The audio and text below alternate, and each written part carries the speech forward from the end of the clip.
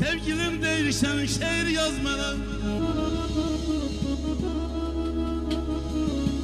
özümden mi yazım, senden mi yazım? Her sözünde muhabbetin sözü var. Sevgiden mi yazım, eşten mi yazım? O tuttu yüreğim, kül oldu yandı. Bahçemizde ektiğin gülle boyandı. Ne olar benimle küsme yamandı. Kederden mi yazım, gemden mi yazım?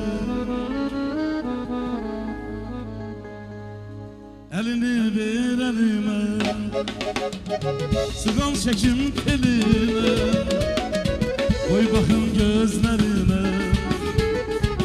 Ay benim ömür yoldaşım, elini ver elime, sıkan çekim teline, koy bakın gözlerine.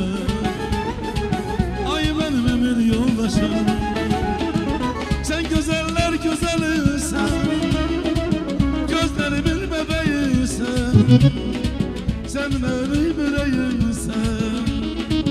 Ay benim ömür yoldaşım, sen güzeller güzelisin, gözlerimin bebeğisin, sen benim yüreğimsin. Ay benim ömür yoldaşım, oh, ay benim ömür yoldaşım.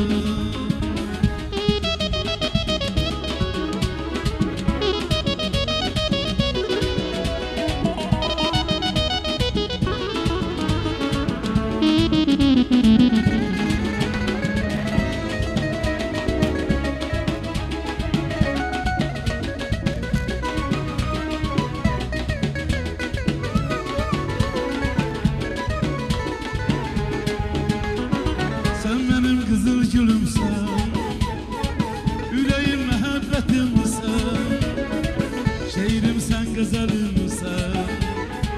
Ay benim ömür yoldaşım, sen benim kızıl gülümsen, yüreğim muhabbetimsen, şehrim sen güzelimsen. Ay benim ömür yoldaşım, sen güzeller güzelisin, gözlerimin bebeğisin, sen benim yüreğimsin.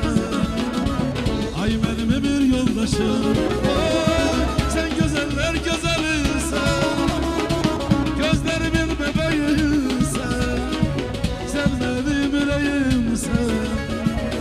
Ay benim ömür yoldaşım, ay benim ömür yoldaşım.